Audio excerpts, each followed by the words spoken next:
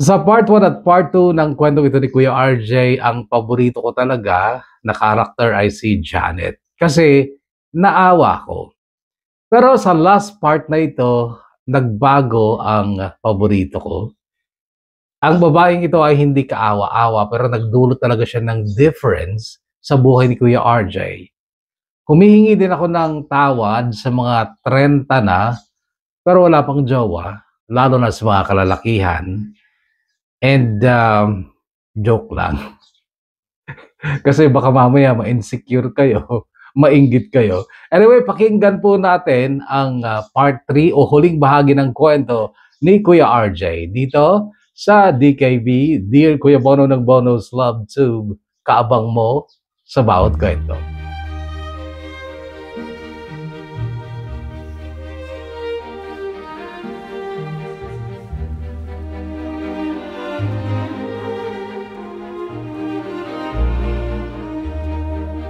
Dear Kuya Bono, regular naman ang communication namin ng aking asawang si Iza at ng aking mga anak sa Amerika. Lagi akong kinukumusta ng asawa ko, Kuya Bono, dahil ramdam niya ang sobrang kalungkutang nararanasan ko sa pagpanaw ng pinakamahalagang babae sa buhay ko, ang aking ina, na mag-isang nagtaguyod at gumabay sa akin mula nung ako'y sanggol pa lang, nagmahal at nagpakahirap para sa akin na walang hininging kapalit. Nadagdagan pa ang lungkot ko dahil milya-milya ang layo sa akin ng aking asawa at mga anak, at ang nasa piling ko ay ang mas batang si Annabel na oo, napapaligaya ko sa pamamagitan ng sex, ngunit napagtanto kong hindi iyon sapat para masabing okay ako, maligaya ako, kontento ako.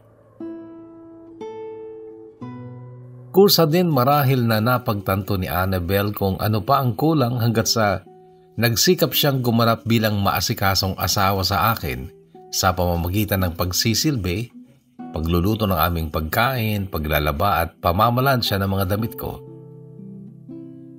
Sa kabilang dako, si Isa na aking legal na asawa, hindi kailanman niya ako sinumbatan kahit noong ipagtapat ko sa kanya ang tungkol sa relasyon namin ni Annabel. At nagbunga pa ito. Ang totoo, Kuya Bono, hinintay kong magalit ang asawa ko at handa ko iyong tanggapin. Pero hindi yon nangyari. Huli ko na nalaman kay Iza na si Mother pala ang nagsabi sa kanya na may karelasyon na ako dito sa Pilipinas. Wala pa kaming anak ni Annabel noong nagtapat daw si Mother sa kanya. Binigyan naman daw ni Iza si Mother ng assurance na maiintindihan niya ang lahat ng naging at magiging sitwasyon naming mag-asawa.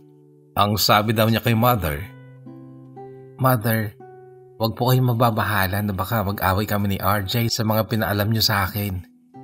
Naiintindihan ko po ang asawa ko na kailangan ng isang lalaki ang mga bagay na hindi ko na maibibigay sa kanya. Normal naman siguro, Mother, na hanapin ni RJ yun sa iba. Isa pa, dito ko lang naman sa Amerika asawa si RJ. Dahil dito lang kami kasal, wala akong karapatang ipaglaban siya bilang asawa niya dyan sa Pilipinas."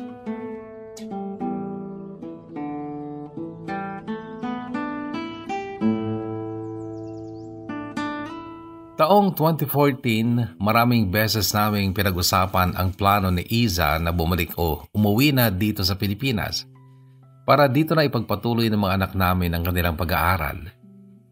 Napakamahal naman kasi ang mag-aral sa Amerika at hindi na namin kayang itaguyod ang pag-aaral ng mga bata doon. Hindi na talaga makakasapat ang perang iniwan ni Papa sa akin bilang mana ko, at ang US Social Security Program benefits ko naman for working in the US for almost 10 years ay sa retirement age ko pa naman pwedeng ma-claim. Sa pag-uusap namin ni Iza na asawa ko sa Amerika, kako, Kuya Bono, dahil doon nga kami ikinasal at wala talagang jurisdiction ng Pilipinas para ituring kami mag-asawa dito sa Pilipinas. Natatandaan ko nga nung umuwi si Iza sa Pilipinas noong namatay ang mother niya, tinawagan ako ni Mother noon while nasa Singapore siya with her friends sa fashion industry para sa 60 days business dealings. Ayon kay Mother, nakausap din daw niya sa phone si Iza. Anak, humingi ako ng pasensya sa asawa mo dahil hindi ako naka-attend sa wake ng balai ko. Gustong-gusto ko pa naman makita sa personal si Isa. Nasabi ko rin sa asawa mo na kung dumating yung time na magkasama kayong umuwi ng Pilipinas ay mas mabuting magpakasal din kayo sa Pilipinas at ako ang gagastos sa pagpapakasal nyo. Umuo naman ang asawa mo. Okay rin ba yun sa'yo? Oo naman, mother. Iyon ang sagot ko noon.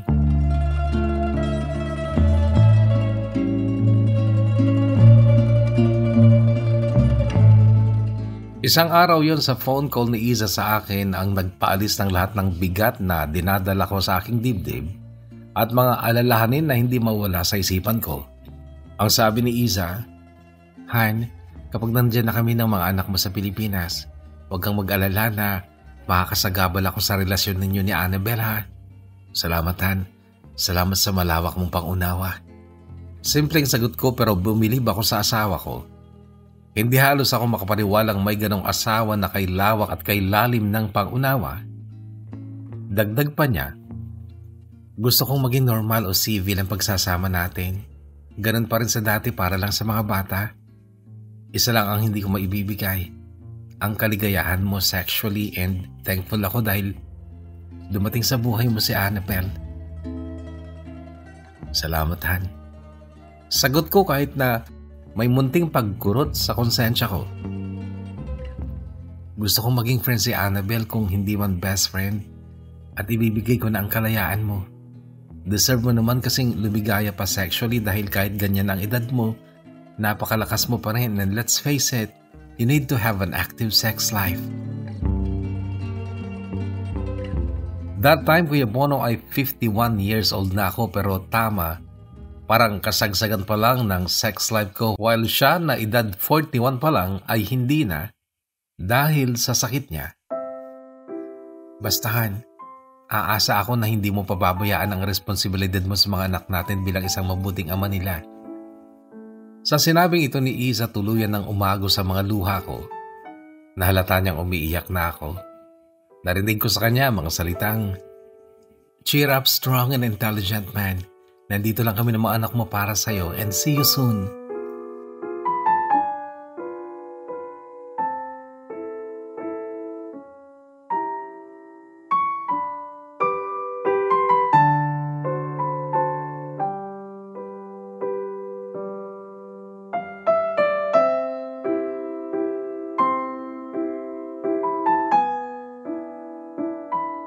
Nasabi ko lahat kay Annabel ang mga pinag-usapan namin ni Iza, Kuya Bono, pati yung balak nilang umuwi at bumalik dito sa Pilipinas. Tuwang-tuwa si Annabel noon at napakabait daw pala ni Iza. Nawala yung doubt ni Annabel na baka maging hindrance ang asawa ko sa pagsasama namin at palaban naman niyang sinabi na, "Akala ko talaga paghihiwalayin tayo, Daddy. Naku, lalabanan ko siya. Ipaglalaban ko ang pag-ibig ko sa iyo at hindi kita hihiwalayan. Sasamahan kita habang buhay."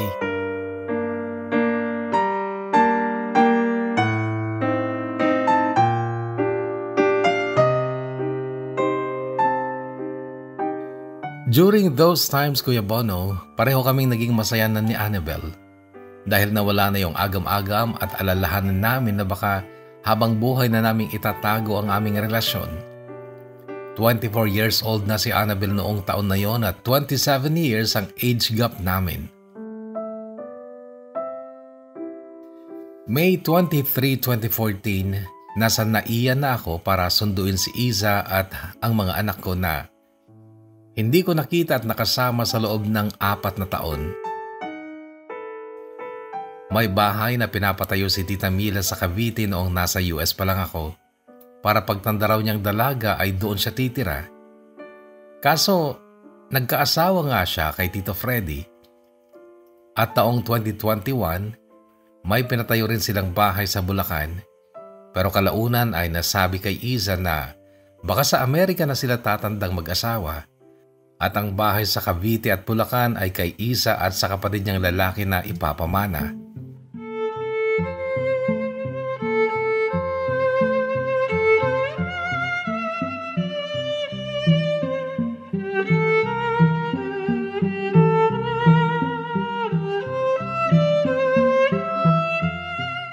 Noong palabas na sa arrival gate ang mga anak ko, natanaw ko na sila na palingalinga sa mga taong nag-aabang ng susundo. Umiiyak na ako ng Kuya Bono sa pagkasabik ko sa kanila. That time ay 13 na si Milet, 11 years old si John at 9 years old naman si Catherine. "Daddy!" Sigaw nila noong makita ako habang patakbong sumalubong sa akin. Ang saya ko ng Kuya Bono. Nagyakap-yakap kami, Kuya Bono, at napansin ko si Isa na masayang masaya rin. Hinagkan ko si Isa sa pisngi at sa kanyang mga labi.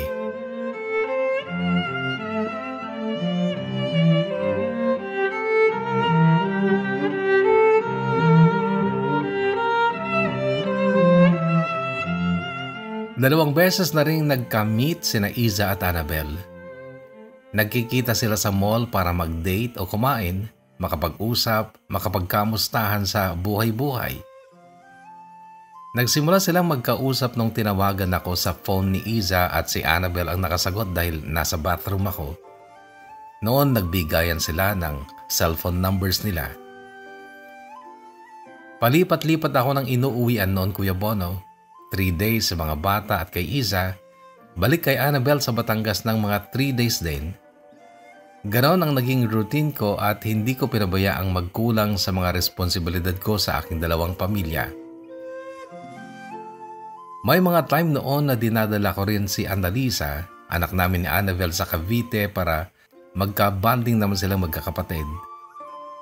Masaya kaming lahat noon, Kuya Bono. Dahil sa kabila ng sa tingin kong maling ginagawa kong pakikipagrelasyon kay Annabel ay uusigin ako ng tadhana, hahabulin ng karma. Pero iba ang nangyari. Naging maayos ang lahat para sa dalawang pamilya ko.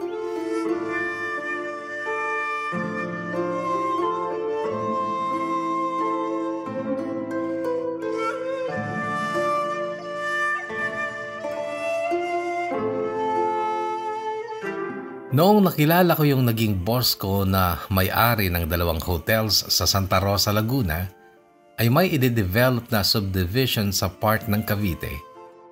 At inalok ako na sa kanya na lang magtrabaho at umalis na raw ako sa Philinvest sa Batangas. Because the price of compensation is right, pumayag ako.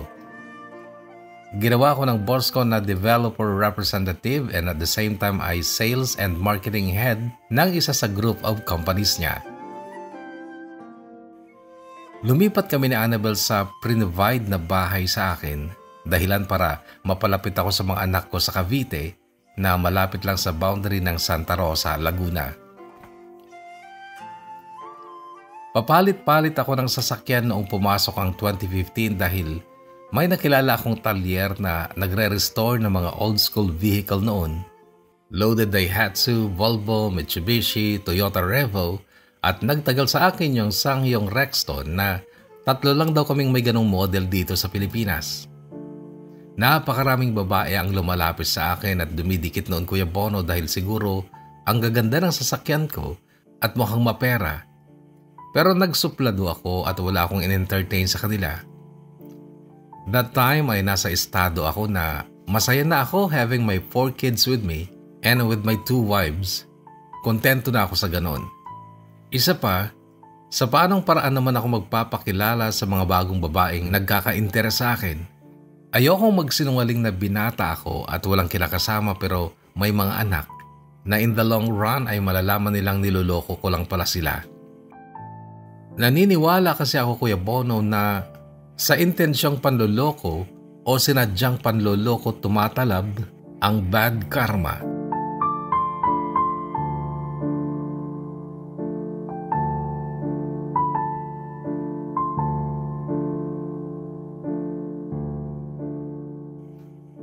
Kadarating lang ni Desiree noon galing ng Saudi. 2 years siyang nag-DH doon at ako ang sumundo sa kanya sa airport. Si Desiree, Kuya Bono, ay naging chatmate ko sa Facebook Messenger nung una na kalaunan ay nakarelasyon ko mula 2015 to 2018 o ang itinuring kong pangatlong asawa ko.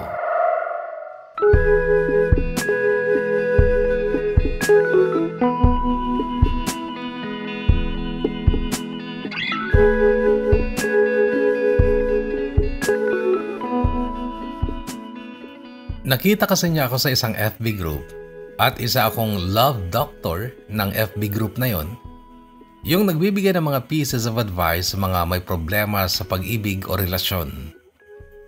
Humanga siguro si Desiree sa mga pagpapayo ko sa FB group na yon, kaya nag-message siya sa akin at doon na nagsimula ang aming relasyon.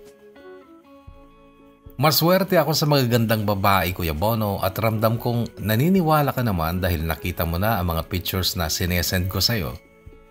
Kung pangit kasi ang babae, sure ako na hindi yan magkakagusto sa akin. Pero kung maganda, sure na magkakagusto sa akin. Ewan ko ba, Kuya Bono, kung bakit ganon? Mahina talaga ang appeal ko sa mga hindi magagandang babae. Siguro natatawa o tinatawanan niyo na ako. Pero totoo pong wala pang nag-flirt o na-inlove sa akin na hindi maganda. Noong dumating si Desiree from Saudi Arabia, tumuloy muna kami ng 3 days sa motel. Taga Jansan kasi si Desiree. Ayaw na rin niyang bumalik ng Jansan noon. Cute and so pretty si Desiree. Kayumanggi ang kutis niya, 5'2" ang height. Sa motel for 3 days, binuhos namin ang pagkamis namin sa isa't isa. Nagpadali talaga ng husto sa akin at napakagana niya sa sex. Noon lang daw siya nakaranas ng ganon kalaki at noon lang din siya nag-enjoy sa isang sex partner. Mas gusto din ni Desiree yung siya ang nagtatrabaho sa pagniniig namin.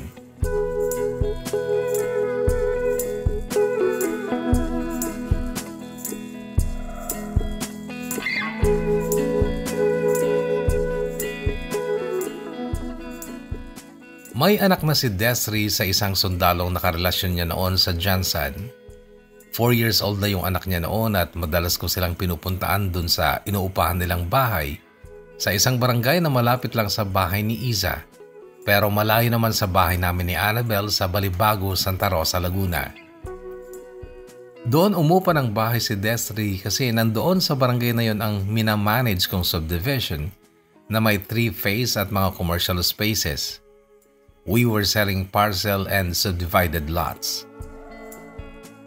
Alam kong isang pagkakamali ko na naman ito, Kuya Bono.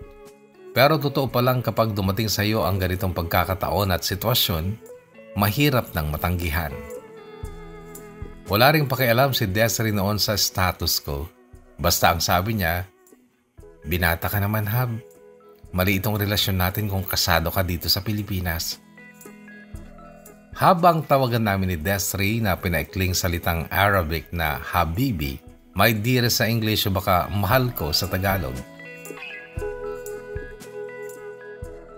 Nabawasan na ang sex life routine namin ni Annabel noon.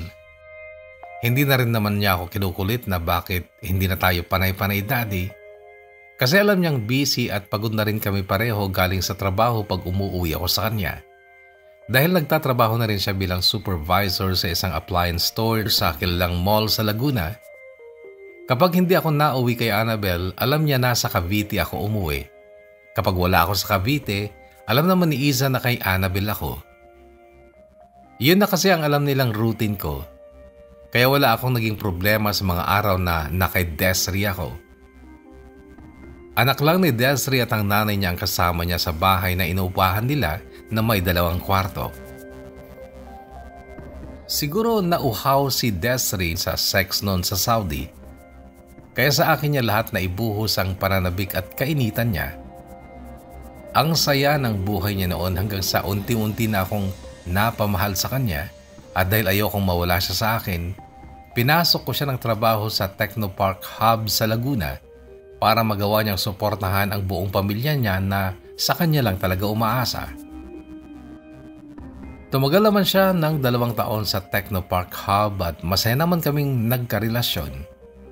Nagpipil si Desiree noon, Kuya Bono, kaya hindi ko siya nabubuntis.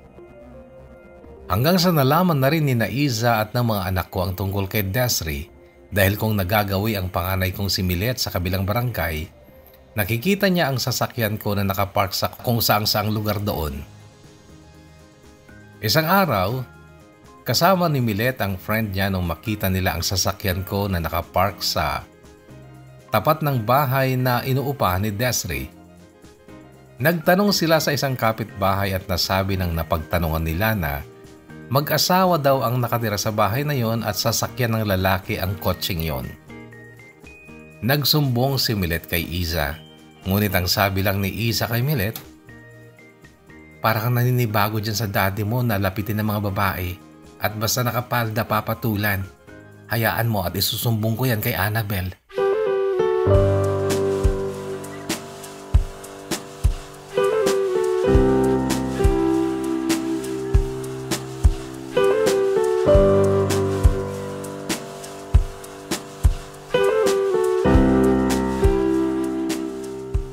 Nalaman nga ni Annabel na may Desri ako, pero hindi niya ako kinumpronta noong mga panahong yon. Taong 2018 na noong sitahin niya ako. Napansin siguro niya na stress ako noon. Nag-resign na si Desri sa kanyang trabaho dahil naiayos naman namin ang papeles niya sa agency na in-apply niya bilang DH at okay na sa bagong employer niya na paliparin na siya papuntang Hong Kong. Ganito ang linyahan ni Annabel isang araw. "May papospos pa sa FB yung babae mo ha. Pa Hong Kong na raw siya." Biglang banat sa akin ni Annabel, bagay na ikinagulat ko naman. Sinong babae ko naman yan? Pa-inosenteng tanong ko, "Daddy, huwag ka nang magmaang-maangan at matagal ko nang alam. Mabuti nga't aalis na yan eh. Baka nakamot mo na kasi ang nangangati niyang pudayday. Huwag mo nang isipin yan at paalis na nga, diba?" Sabi ko, "Kaya nga, o bakit ganyan ang drama mo? Para kang hindi mapakali. Nagtiis ako at hindi kumikibuha kahit gustong gusto ko nang sugurin yung babaeng yan. Kaso hindi ako nakikipag-away sa mas matanda sa akin. At mukha naman kasi siyang mabait."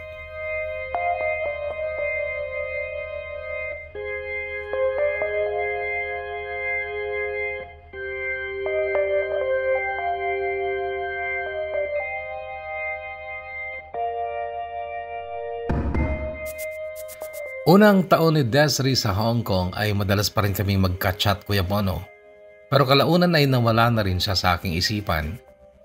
Hindi naman ako kailangang dumaan sa pag-move on dahil maligaya na ako kay Annabel bago pa siya dumating. May pinagsamahan din naman kami for 3 years.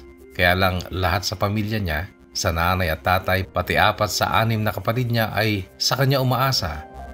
Yun ang ayaw ko sa pamilya niya na kailangan pang umalis ni Desri at magtrabaho sa Hong Kong dahil mas malayong malaki raw ang susweldohin niya doon para masuportahan ang pamilya niya.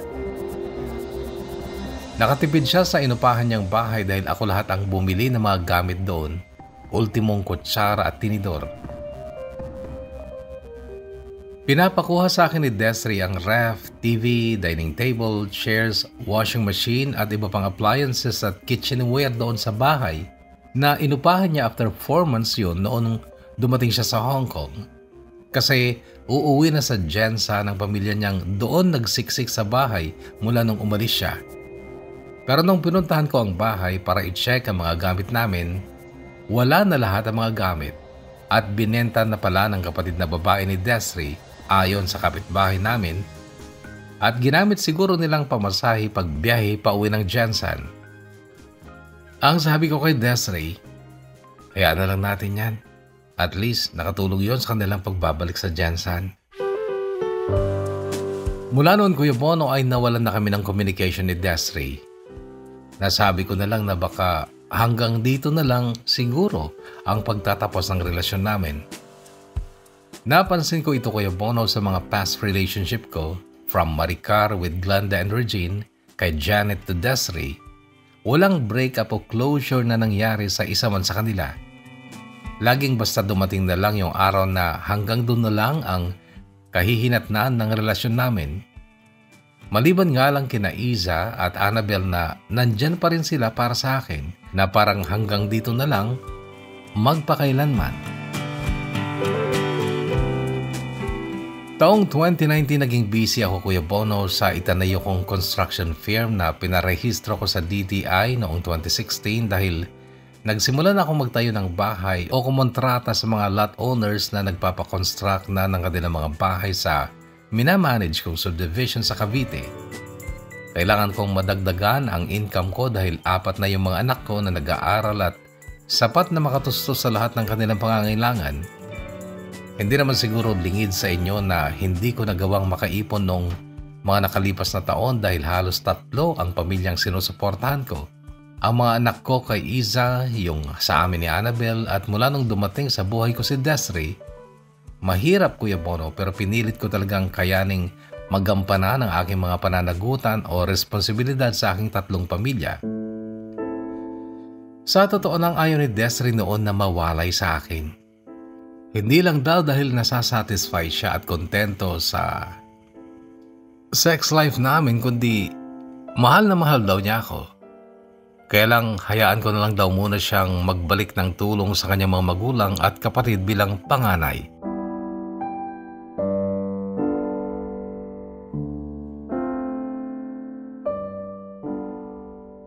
It was 2020 nung naging active na rin ako sa pagsuporta sa political preference ko bilang isang kakamping.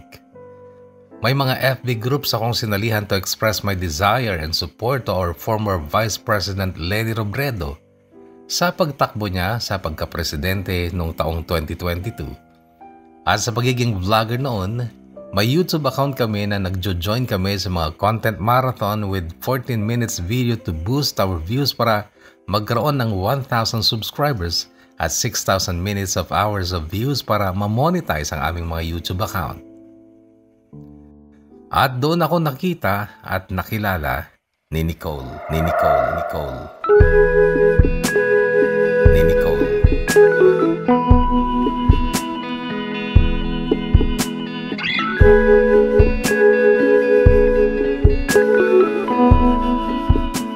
2020 sa kasagsagan ng COVID-19 na halos sarado lahat ang mga business establishment at nasa bahay lang ang karamihan, naging hobby ko ang pag-create ng mga content.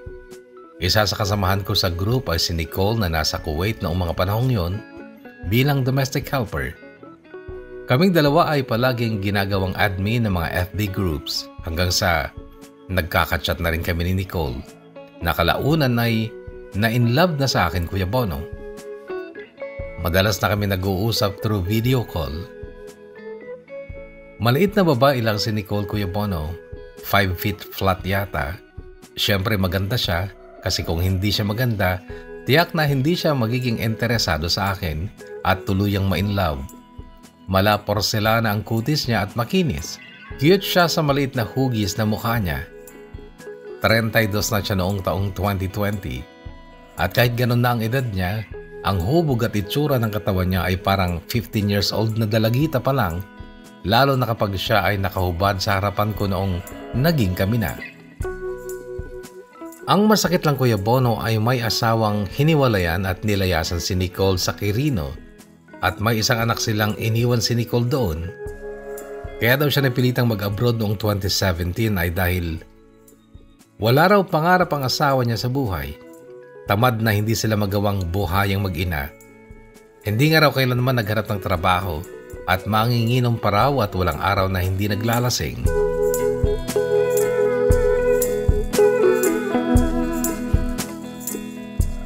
Hanggang sa nag-exit na sa Kuwait si Nicole noong 2021. At ako Kuya Bono, ako ang naging kabit niya o ginawa niyang kabit noon. Taga-Matnog, Sorsogon ang tatay Nicole na namatay noong nasa Kuwait siya. Nandoon ang mga kapatid ng tatay niya. Noong nagbakasyon siya noong 2019, pumunta pa sila ng anak niya doon sa Matnog, Sorsogon para lang maiwasan ang asawa niyang nilayasan nga niya. Nakahanap siya ng mauupahang apartment pansamantala sa Santa Rosa, Laguna na kalahating kilometro lang ang layo sa tinitirhan namin ni Annabel. Alam ni Nicole ang lahat sa akin Kuya Bono dahil wala naman akong inilihim sa kanya. Madalas akong nasa apartment niya at nagsama kaming para mag-asawa na rin at hindi na niya gustong mawalay sa akin mula noon Kuya Bono at para talaga akong nagkaroon ng pang-4 na asawang ang katawan ay parang 15 anyos na dalagita.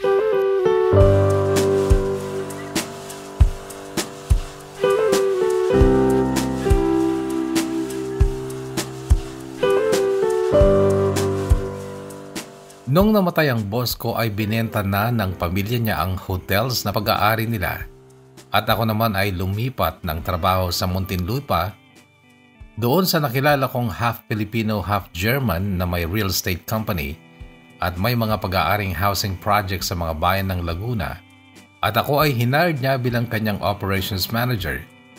Kaya napalayo ako sa Cavite at kay Annabel sa Santa Rosa dahil sa Alabang, Muntinlupa ako nag-uopisina. Doon ay sumunod sa akin si Nicole hanggang noong December 2022 ay ipinanganak ni Nicole ang baby girl namin na si Princess.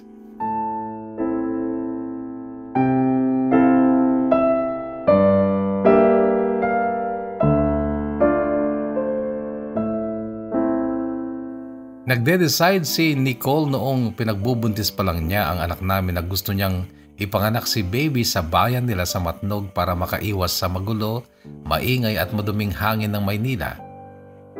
Pinayagan ko siya, Kuya Bono, at hinatid ko siya sa terminal ng bus na papuntang Bicol sa Turbina, Calamba. Usapan namin na susunod ako sa kanya sa Bicol noon at bago siya manganak. Bukod sa trabaho kasi noon ay nagka-project pa ang grupo ko sa construction sa DOTR ng walls retrofitting ng MRT sa pagitan ng Buendia at Ayala stations.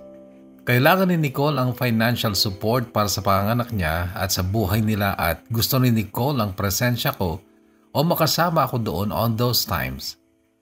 Kaya nagpunta ako ng Sorsogon sa Bicol noon at maswerte namang nakapagtrabaho sa geothermal plant sa Sorsogon na ino-operate ng EDC o ng Energy Development Corporation noong January 2023 as housekeeping site lead. Kaya tuluyan ko nang iniwan ang trabaho ko sa Muntinlupa. 1 oras ang biyahe from Sorsogon City to Matnog, kaya every weekends lang ako nakakapunta kay Nicole para makasama sila ng baby princess ko. Hanggang sa nag-decide na si Nicole na tumira na sa bahay na tinitirhan ko sa Sorsogon at makasama ko na sila ni baby. Umalis na rin ang ilang tauhan ko na kasama ko noon sa bahay dahil gusto nga ni Nicole na magkasama na kami. Ilang pag-uugali ang inayawan ko kay Nicole, Kuya Bono.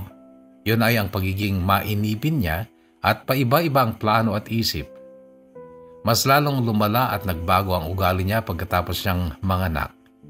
Naging very possessive siya sa akin. Laging sinisita ang mga kilos ko sa loob ng bahay, pati nga paglalagay ng toothpaste sa toothbrush ko pinapansin.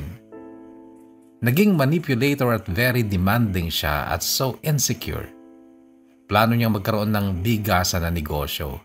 After 2 weeks na ihahanda ko na ang bigasan niya, wag na raw at iba na raw ang gusto niyang gawin. Nagpabili ng refrigerator at mag-ice cream candy na lang daw siya para sa mga bata at magiging mabili daw yon sa lugar namin. 1 linggo lang tumagal yon dahil busy naman kasi siya sa personal na pag-aasikaso niya kay Princess. Si Nicole ang babaeng hindi napapakali kapag wala siyang kinikitang pera. Kahit pinapahawak ko sa kanya ang budget namin sa bahay, hindi pa rin siya kontento sa ganun at gusto niya na pera niya mismo ang naitatabi. Naging masyado siyang silosa. Ayaw niyang sumasama ako sa mga tauhan ko nang hindi siya kasama. Dahil sa hindi nga siya pwedeng sumama dahil sa pag-aalaga niya kay Princess, ay pinipigilan niya akong lumabas ng bahay at laging nagagalit sa tuwing inaalala ko ang mga anak ko. At ayaw niyang may nababalitaan ako at kinukwento ko tungkol sa Cavite at kay Annabel. Dumating, Kuya Bono, sa time na magagalit siya. Sumisigaw at pagsasampalin ako, sasaktan, susuntukin sa katawan at ibabato ang mga gamit sa akin na mahawakan niya. At lahat ng masasakit na salita at pagmumura ay mini-message niya sa akin kapag hindi ako nakauwi ng bahay sa tamang oras. Ina-analyze ko kung bakit ganoon na ang nangyayari sa kanya at sa pananakit niya sa akin. Nababahala na ako noon at nawawalan na ako ng peace of mind sa kanya. Nagka-phobia na nga si baby princess noon sa mga pagsigaw-sigaw niya.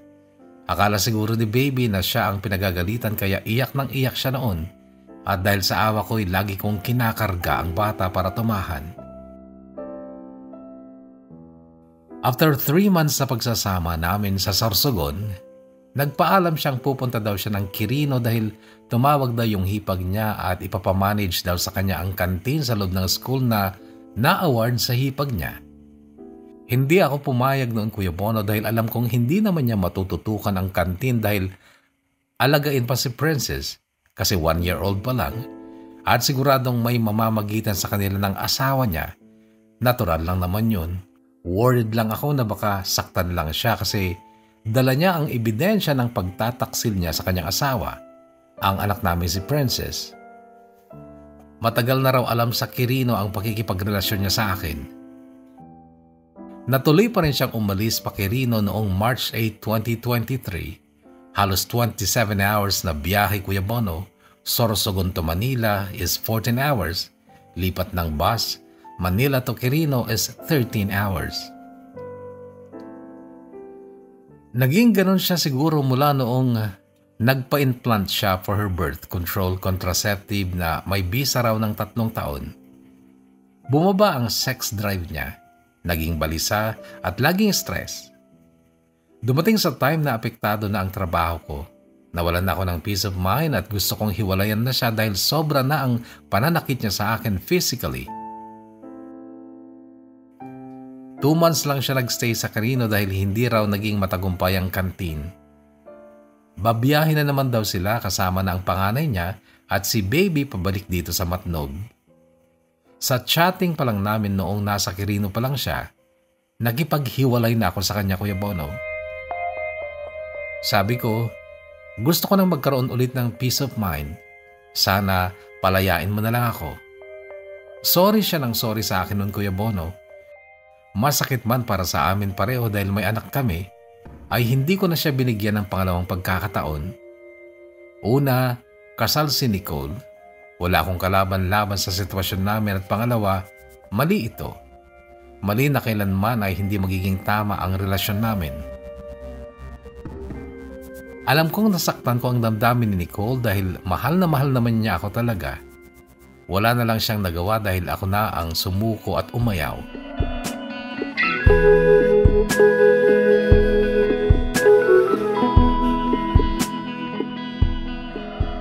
May 16, 2024 noong bumiyahe sila pabalik ng Bicol galing ng Quirino. Sa Matnog na sila dumiretso ng uwi pero earlier nag-chat sa akin si Nicole nung nasa biyahe sila na kung pwede ay sa akin o sa bahay muna sila magpalipas na magdamag dahil 11 PM ang tansya ng driver ng bus ang daan nila ng Sorsogon City. Pagod na rin siguro sa biyahe at almost 24 hours na silang nasa biyahe. At kinabukasan nga raw sila magpapatuloy ng biyahe pa Matnog. Kaso hindi natuloy yun, Kuya Bono, dahil may umayaw, nasa bahay sila tumuloy at magpalipas ng magdamag. Si Salve.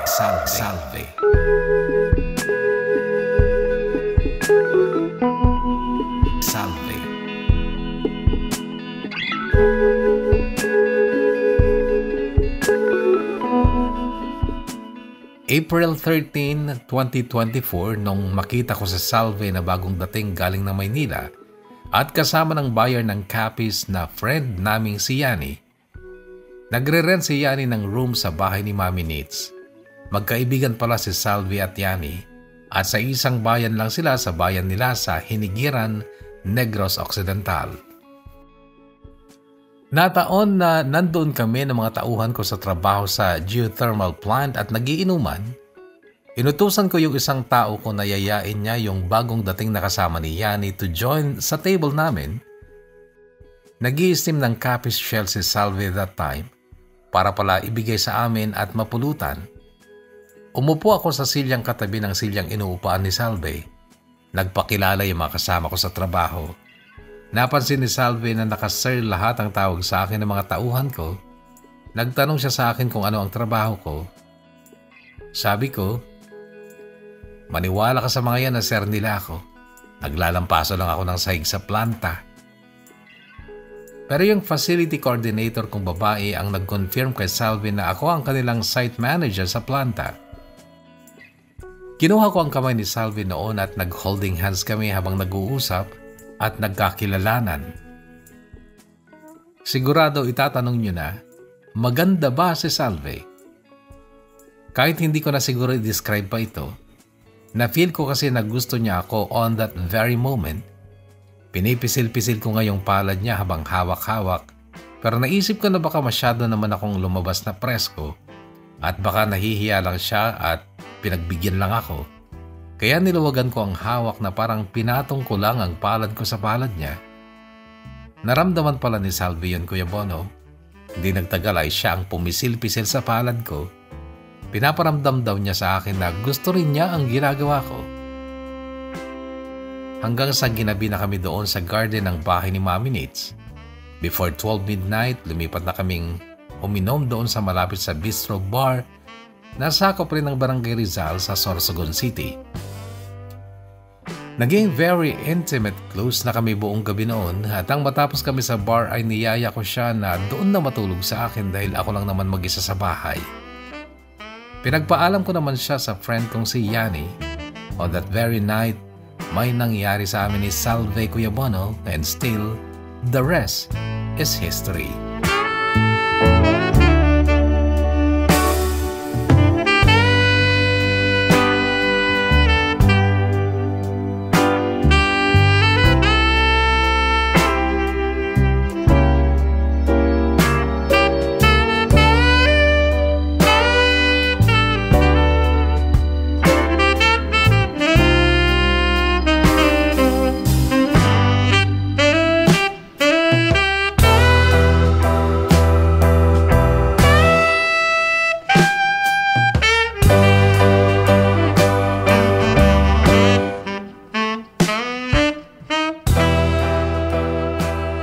Sa kasalukuyang sinusulat ko itong huling bahagi ng kwento ko ay nandito ako sa Bacolod City kasama si Salve.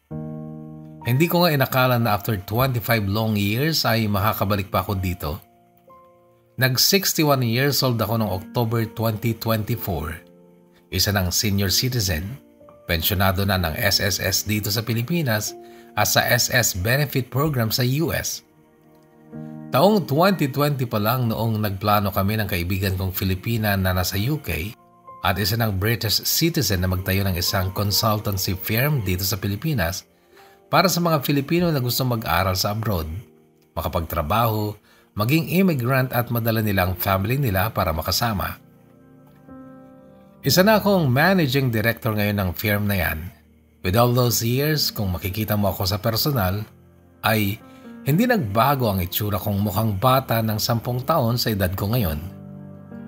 Lagi ngang sinasabi ni Salve na hindi siya makapaniwala na senior na ako dahil grabe pa raw akong kumana at mag-perform sa kama. Hindi pa rin kasi nagbabago yung tigas nito at lalo pa yatang lumalaki si Manoy na gustong-gusto sa akin ng mga naging asawa ko. Hindi na putol unahin to ang financial support ko sa mga anak ko, Kuya Bono. Sa pag-aaral nila Milet at Jan noon at sa pag-aaral sa ngayon nila Catherine at Annalisa, isama ko na ang sustento ko kay Princess sa Bicol. Sa kasalukuyan, graduate na ng medical school si Milet. Ang panganay ko at kasalukuyang nagtatrabaho na as team leader sa isang leading call center company sa Santa Rosa, Laguna. Yung nag-iisa kong anak na lalaki, si John, ay nagtapos ng computer science at supervisor na sa isang bistro bar sa Cavite, and last year ay nag-asawa na o nagsama na sila ng girlfriend niya at may first biological apo na ang lolo RJ nyo. Si Catherine ay nasa college at kumukuha ng course na secondary education major in English, same with Annalisa na anak ko kay Annabel na nasa high school. Si Janet, huling balita ko ay sa Lapu-Lapu City na sila nakatira ng asawa niyang si Romeo. Mga senior citizen na rin sila sa ngayon. Si Jane Angel na adopted child namin, nag-asawa na rin noong pang 2009 at 2 na rin ang apo ko sa kanya. Si Iza, binuhos na lang niya ang buong panahon niyang kasama ang mga anak namin, ni walang nachismis sa kanya o na-link na ibang lalaki. Hindi na talaga siya umibig ng iba. Minsan sumusumpong pa rin ang bursitis niya. Nagagamot naman kaagad. Namatay na rin ang papa niya noong 2021. Patuloy naman ang kamustahan namin at update niya sa family group chat namin. Yung minana kong bahay at lupa ni mother sa Pangasinan, pinaubaya ko na sa pamilya ng pinsan kong ever since ay sila naman ang napatira roon at naglinang ng lupa. Ganon din yung minana ko kay papa na lupain sa Oriental Mindoro Pinababantayan ko na lang sa mga pamangkin ko at sila na rin ang nagsasaka doon. Si Annabel nandun pa rin sa trabaho niya. Madalas nagchat-chat sa akin na pinagseselosan naman si Salve. Nandyan pa rin si Annabel at tinuturing pa rin niya akong asawa. Pareho sila ni Iza na hindi naghanap ng iba. Binubuhos na lang niya ang oras at panahon niya sa trabaho at sa mga anak namin. Si Desiree nung bumalik ng Pilipinas galing sa pagtatrabaho sa Hong Kong taong 2022 nakatagpo na rin ng retired AFAM at nasa Jansan sila ang huling balita ko. Hindi ko pa nabalitaan kung dinala ng AFAM niya si Desiree sa Amerika. Si Nicole September 2024 nung makaalis sa DH sa Hong Kong. Si Princess ay nasa pangangalaga ng lolo't lola niya na mga kapatid ng tatay ni Nicole. At miss na miss ko na rin si Princess sa ngayon. Si Mariel na half-sister ko, nagsama pa sila ni Steve noong 2010. Nagkaroon sila ng isang anak na babae pero naghiwalay din sila noong 2013. She got married to Rick in 2014 at may 2 anak na siya kay Rick daw sa ngayon. 1 girl and 2 boys yung pamangkin ko kay Mariel. Yung bicycle shop ko doon ay minamanage pansamantala ni Mariel. Pero hindi nagtagal, binenta na rin niya at may nakuha naman ako noon na share ko sa pinagbentahan. Si Lulu, 4 na ang pamangkin ko sa kanya. Pa-retire na si Lulu sa hospital next year at maayos naman ang pagsasama nila ni Mackie. Taong 2022 nagbalik-bayan si Tita Mila at Tito Freddy with Iza and my kids. We went to places dito sa Pilipinas. We traveled to Boracay, Cebu and Palawan and we really enjoyed that family reunion for 2 weeks. Minabuti ko mga kahugot at kaabang nagawan na lang ng panibagong kwento ang buhay at pag-iibigan namin ni Salve. 11 months pa lang naman kaming magkasama at nararanasan ang ups and downs sa relasyon namin. Malayo ito sa pagiging ideal na relationship ng 2 taong nagmamahalan. Mas maraming sinuong na paghihirap ang damdamin, mga pasakit at pag-iintindi na masasabi kong nagpapakatatag lang ako at tumingin sa positibong pananaw at umasang sa pagbibigay namin ng wagas na pagmamahal ay mangyayaring maging maayos din ang lahat para sa aming dalawa. Mas panatag na ang kalooban ko at ganon din si Salve dahil ilang taon nang milya-milya ang layo niya sa kanyang bayan sa Hinigiran Negras Occidental ay nagawa kong siya ay mailapit o maihatid sa piling ng kanyang ina, mga anak at mga kapatid. Kahit hanggang dito na lang ang kwento ng buhay at pag-ibig ko ay nandito pa rin at mananatiling may spot sa puso ko, hindi makakalimutan ang pagmamahal na inalay ko sa mga babaeng naging bahagi ng buhay at pag-ibig ko. Alam kong hanggang dito at magpakailanman ay mananatili rin ako sa kanilang mga puso. Alam kong hanggang dito at maaaring matagal na panahon, nandyan pa rin ang mga anak ko na magmamahal sa akin. Maaaring nandyan pa rin si Iza, si Annabel at Salve na naging totoo sa mga sinabi nilang hindi nila ako hihiwalayan at patuloy nila akong mamahalin at alalahanin ang aking kalagayan saan man ako naroroon. Alam ko rin Kuya Bono na hanggang dito at sa mga lilipas pang taon ay mananatili ang kwento ng buhay at pag-ibig ni RJ dito sa iyong programa sa YouTube na patuloy na makakapagbigay ng aral at inspirasyon sa lahat. Nagmamahal at umaasa ng pinagpalang buhay para sa lahat, RJ ng Bacolod City. Requested songs to play between paragraphs. Born for You sa part ni Iza, Let It Be Me sa part ni Annabel, Looks of Love sa part ni Desiree, Willingly sa part ni Nicole, Ikaw, Bayeng sa part ni Salve. May mga sinend akong mga pictures Kuya Bono sa email pero sana po'y for your eyes only na lang. Huwag nyo na pong ilabas at ipakita. Maraming salamat po.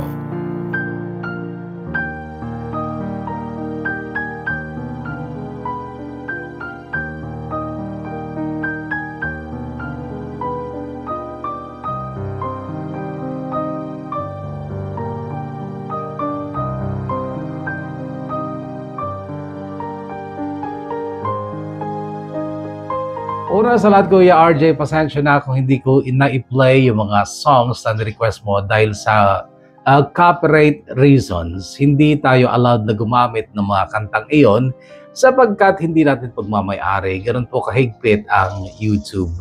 If it's not yours, don't use it. Or else, sayang lang yung pagod mo sa pag-upload, pag-i-edit and everything. Kaya sorry na kung hindi ko na-play. Pasensya na sa ingan, may dumadaan kasi na eroplano. Naririnig nyo ba? Malapit kasi ang airport dito sa amin. Anyway, nasabi ko kanina na dati, ang paborito ko ay si Janet sa part 1 and part 2. Pero dito sa last part ay ang nagustuhan ko sa lahat ng babaeng dumaan kay Kuya RJ ay si Nicole. Hindi lang dahil siyempre taga dyan lang siya sa Carino, taga Northern Luzon siya, kagaya natin. Pero dahil as you describe Kuya RJ, si Nicole ay 30 na 15 years old ang katawan.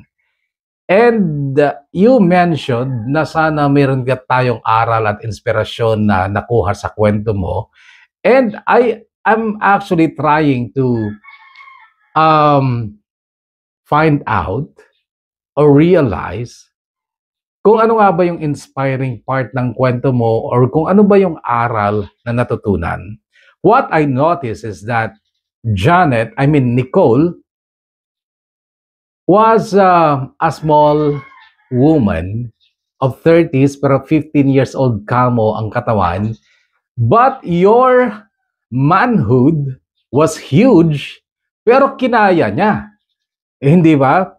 And then, si Nicole kasi ay hindi siya kagaya ng iba mong naging babae na nagpakumbaba sila sa'yo, nag-adjust sila sa'yo, kaya hindi ka nagkaroon ng problema sa kanila, parang binaby ka nila or kaya pinalagpas nila yung mga bagay na hindi dapat palagpasin that you were so thankful of. Si Nicole ay iba. I know, napansin ko yung mga negative na ugali niya, pero hindi siya yung tipo ng babae na nagmakaawa sa'yo para huwag mo lang siyang hiwalayan. Yun ang kasalu-saludo kay Nicole para sa akin. Hindi mo na rin na-mention sa last part ng kwento mo kung nasaan na siya ngayon. What you mentioned was 2024, natapos na siya as DH sa Hong Kong. And you were missing Princess, yung anak mo sa kanya. Pero yung update about Nicole ay wala na. And I am trying to imagine na meron siyang mapupuntahan because of her uniqueness, because of her attitude na hindi ma-resist ng iba yung ganong klaseng attitude, fickle-minded at demanding. Of course, yung pagbabawal niya sa'yo na maki-update sa family mo, part ng pagsiselos yun. And those are signs na mahal ka niya. And that, yun yung kaya niya lang gawin sa'yo. Yung ibigay yung loyalty niya na sana ay tinumbasan mo rin. I'm not saying na hindi ka naging loyal sa kanya. Pero as you describe her again, she looks like 15 years old. She's small. And you were big. And you were senior. Pero, hindi mo siya natiis. Sinukuan mo si Nicole. So, tinatry kong isipin kung ano ba yung inspiring doon sa kwento mo. And meron naman akong nakita na pwedeng kahugutan ng inspirasyon at paghanga sa'yo. Ito yung you're senior now, pero ang sabi mo, ang relasyon mo ngayon kay Salve ay hindi smooth. Sinusubok ka pa rin ng mga pagsubok. Ang sabi mo ay hindi ideal yung relationship mo and you're senior, pero willing ka pa rin. Yung parang positive ka rin na darating yung time na magiging smooth din ang lahat. Yon ang gusto kong hangaan naman sa'yo. Yung willingness mo na ayusin ito at hindi na siya sukuan. Kasi maraming mga lalaki na hindi natagalan yung kanilang asawa at iniwan ito and mga bata pa sila, mga bata-bata pa sila. Pero ang aga nilang sumuko. Ang gusto kong hangaan sa iyo ng mga lalaking nakinig sa kwento mo ay yung yung determinasyon mo ngayon na maayos pa rin yung inyong relasyon ni Salve. I mean, maging smooth ito at maging matibay palalo. And I do hope na sana, hindi ko pala i-hope yun kasi i-hope ko sana pala na sana si Salve na yung last pero hindi pala dapat, okay? Okay pa rin ako kung meron pang darating because that's you, Kuya RJ. And again, yung joke ko lang kanina yung intro ko na sa mga lalaking 30 na wala pang asawa, walang jowa. Joke ko lang yun kasi I know na maraming maiinggit sa'yo. Okay? And anyway, ang isa pang hinahangaan ko sa'yo, Kuya RJ, you are the managing director ba ng iyong kumpanya but you find time na isulat yung 3 parts ng kwento mo. I salute you for that and syempre, nandun na rin yung advantage na yung story ng buhay mo ay mananatili dito sa YouTube kung hindi magkakaroon ng polisiya ang YouTube later on na yung mga videos ay tatanggalin na kasi sa Facebook, yung mga live videos na older than 30 days tinatanggal na nila. Sana ay hindi magaya sa YouTube. Sana yung mga stories natin ay mananatili dyan forever sa YouTube, okay? And anyway, again, maraming salamat Kuya RJ for sharing your story dito sa DKB. Thank you so much and God bless. At ngayon sa mga shoutout natin, 20 lang mga kahugas sabagat napahaba tayo. Ano? Johnner Tridanio, shoutout to you. Shoutout naman Kuya Bono, Fortune Girl ng Singapore. And Food Lover, thank you Kuya Bono. Kanina pa ako nag-aantay. Maraming salamat Food Lover at na-emphasize ko yung isang comment mo dun sa story sa Kahugot TV. Thank you so much. Yung mga ganong comment ang nagbibigay ng attention sa akin. Okay? So, keep on doing, keep on making unique comments. Yung makukuha mo talaga yung attention ko, Food Lover. Okay? Thank you. Pa-shoutout here in Hong Kong, sabi naman ni Margie Tumbali and JR Alariao. Shoutout to you.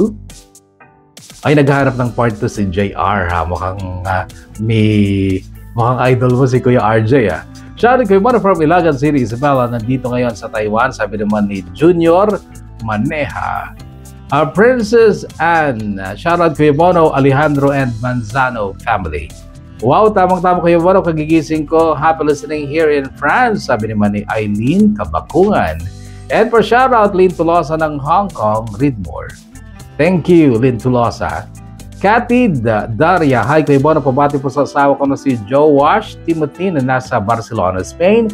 Abilis na rin mo po ako here in Hong Kong. Thank you. And sarap makinig. Thanks, Sender and Kuya Bono. Vivian Kern, 9652. Thank you so much. Geraldine Piedad. Pa-shoutout naman po from Isabela po. Makapagal family po. Maraming salamat, Geraldine Piedad. Hello, Kuya Bono. Sabi naman ni Ana Marie Pineda. Thank you. Hi, Kuya Bono. Shoutout dito sa Hong Kong at sa lahat ng kagaya kong addict sa programa mo. Thank you, Desiree Fugaban. Pasensya na sapagkat hindi tayo pinayagan ni Kuya RJ na maipakita sa lahat yung kanyang pictures. Pero kung meron kayong initiative, pwede nyo sigurong i-search yung kanyang YouTube channel. Baka nandun pa. Di ba? Tsaka baka makita rin nyo rin doon si Nicole. Pasensya na, napakarami niyang pictures mula sa mga apo niya, ay mga anak niya, nandun talaga. And I tell you, gwapo talaga si Kuya RJ. Gwapo talaga and at his age, hindi talaga halatang 60. Okay? Pasensya na kung hindi pwede. Karapatan niya ng story sender na huwag ipakita kung ayaw niya. Pero ako, nire-require ko yung mga gusto kong makita talaga ang pictures. Kung walang pictures, at kung hiningi ko sa'yo na mag-send ka ng pictures and then hindi mo sinend, hindi ko babasahin. Pero marami akong pinapalagpas na mga kwento na hindi ko na hinihingan ng pictures of Facebook account kasi naniniwala ako na totoo. May nag-comment actually sa part 2 na halatang gawa-gawa. Sabi niya dito sa kwento ni Kuya RJ, I believe na hindi. Okay? Kasi nakita ko talaga yung mga pictures. Lahat ng character sa kwento nakita ko. And there some people na pwede nating kainggitan, sa totoo lang. Hello Kuya Bono, pero hindi tayo inggitero ha. Hello, Kuya Bono, Pasyado, Liz Family Mendoza sa Inanama, Alicia Isabella. I was listening here in Malaysia. Uy, kabayan. Love Leia Carabajal, taga Inanama ka ba? Hi, Kuya Bono, shoutout sa family Darapieza, Jai, San Jose, Nueva Ecija. Ingat kayo palagi, malapit na ako umuwi from Saudi Arabia. Excuse me. Annabel Darapieza pala ito. Happy listening na naman sa mga kagaya kong nakaabang Kuya Bono, pa-shoutout from Hong Kong, sabi naman ni Honey Gem. And pa-shoutout Kuya Bono, Disneyland Betania of Doha, Qatar. Thank you sa bagong upload Kuya Bono, may ikakampanya na naman ako ang papakinggan nila. Salamat sa pangangampanya. Levelin Flores. Pa-shoutout po ulit sa mga farmers natin sa Hita, Japan na sina Jay Fernandez, Ryan, MJ at Renz. Tuwang-tuwa po sila nung narinig nila yung mga pa-shoutout ko po sa inyo. Maraming salamat. Mga mayayamang farmers ng Japan. Excuse me. Hello, kayo ba na pa-shoutout po sa anak ko kay Hasher Liam. Tama ba yun? Hasher Liam. My love of my life. Thank you, solid listener ever since the world began. Minzel. Listening while on duty, salamat Kuya Bono. Sabi naman ni Jomar Buya, Engineer Jomar Buya. Kaabang-abang yung paano nagkaroon siya ng mga anak. Happy listening. Ilan ba yung anak ni Kuya RJ? Madami-dami din, pero isa lang yata yung lalaki. Ano? Ba't kaya Kuya RJ, isa lang yung anak mo? Si John lang. Siguro para hindi masyadong kumalat yung pagiging playboy mo. Joke lang. Hello Kuya Bono, good day. Thanks po sa bagong upload. Nakikinig po dito sa Cyprus habang nagtatrabaho. Mula kay Maricel Butakan. Hello Manong, gusto ko mag-send ng story sa inyo pero medyo hindi pa okay kay Mr. ko. Zenny Pagal. Maraming ganyan Zenny. Maraming mga misis na nagtangkang mag-send ng kanilang story. Meron pang nagpabawi, dalawa na. Nag-send sila and then nung malaman ni Mr. pinabawi. Yung pinapa-delete o kaya pinapa-private na lang yung mga stories nila. Kaya pag minapansin kayong nawawala, ganun po yung nangyari. Salamat po Kuya Bono, may papakinggan na naman ako, sabi ni Arlene Balwang habang nagkuskus-kus. Happy kuskus Arlene. Uso na pala ang words na sana all noong 2001. Napansin ko rin actually yan, kaya lang yung writer kasi, kung ano kasi yung nararamdaman mo, yung sa isip mo, yun yung may susulat mo. So kung hindi pa uso yung sana all noon, while sinusulat mo, parang yun yung pumasok sa isipan mo and then nasulat mo na. Meron pa actually conflicting parts sa story ni Kuya RJ na hinayaan ko na lang. Yung sabi niya, sa kasalukuyan ay minamanage ni Mariel yung bisikleta ko, pero kalaunan ay binenta rin niya. So, ang conflict doon is sa kasalukuyan and then binenta rin pala. So, ang totoong kasalukuyan doon ay nabenta na, hindi ba? Pero hinayaan ko na lang. Ako pa, mga kahugot, kaabang, lalo na itong si Crash na nakapansin ng sana all noong 2001, sensitive ako pagdating sa mga words, sa totoo lang. Kapag nasa mood ako, pero pag kulang sa tulog, maraming lumalagpas. Pasyado ko iba dito sa Cavite, Gerald Trias. Pakibati naman po, Torio Dayap Nilo Leo. TY po sana ma-upload yung part 3 agad. Ito na. Reggie Rivera. Kuya RJ, maraming boys ang atat sa part 3 mo. Boys naman yung marami actually. Ito mga pangalan na ito, Reggie Rivera, hindi ko ito nababasa lagi. Meron po isa kanina na nag-comment na ng bagong pangalang lalaki. Ba? So ang mga humakas sa story ko yung RJ ay lalaki. Napakaswerte po naman, dami mong woman, sabi ni Edna Sibayan. Nori Lorenzo, RJ single pa ako. Haha, nako, lalaking matinik, sabi ni Nori Lorenzo. Hi, Kuya Bono, pa-shoutout sa family. Rara sa Ramon Isabella, I was listening here in Hong Kong. Sabi naman ni Eliza Joy Etang. Pa-shoutout, Pari Bono, Lee ng Paris. Leslie Cunanan. Maraming salamat. Wow, sana all nasa Paris ka na. Thank you, Leslie. Shoutout kay Bono, listening here in Oman from Rojas, Isabela. Giyaman Kuya, Daisy Bell. Agaid. Good evening, Kuya Boro. Thank you po sa new upload. Sa shoutout po tropa ko from Taiwan na si Ansit Romero. Di ko alam na nakikinig din pala sa iyo. Ha ha ha. Thank you, Angelo, po sa Japan. Panghuli na ha, Jess Antorio Dizon. Pa-shoutout naman sa Family Torio, Family Galicia, and Family Dizon, San Rafael Rojas Isabela. I will listen mula sa Radyo Kapa, Kuya Bono, hanggang ngayon, listener from Jeddah, Kingdom of Saudi Arabia, and her name is Jess Antorio Dizon. Para sa mga hindi nabasa, pasensya na napahaba na tayo. Anyway, mga kahugot at kabang at kakwento, maraming salamat muli sa paglalaan ng oras sa ating programa. And Kuya RJ, thank you so much for sharing your story. Stay healthy, kabang, stay safe, and God bless us all.